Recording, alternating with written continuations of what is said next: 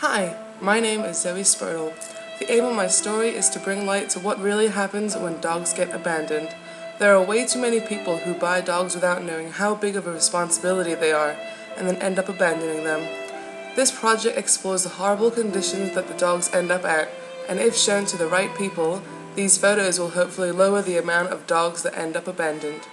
The intended viewing audience are people that are just about to buy a dog, especially younger people. The emphasis on younger people is because they are less likely to have stability in their life in terms of financials as well as lifestyle. However, the audience will also include older people, as there is a lot of animal abuse that happens as well that results in troubled, abandoned dogs. Soon-to-be dog owners need to know the repercussions of abandoning their dogs.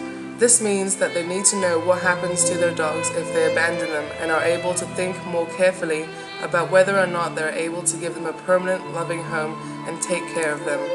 Through the photos, I want the audience to mostly feel sorry for these poor dogs that have had these terrible conditions forced on them. I want the audience to feel sadness, guilt, sorrow, and grief. One visual technique that I'm currently experimenting with is using black and white photos. I gave it a go and realized that the lack of color emphasizes the sadness that the dogs are experiencing by giving the photos a gloomier look.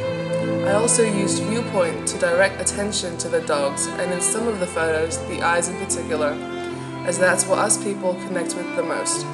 Mostly though, I wanted to incorporate barriers to show that these dogs are separated and unable to be free and happy.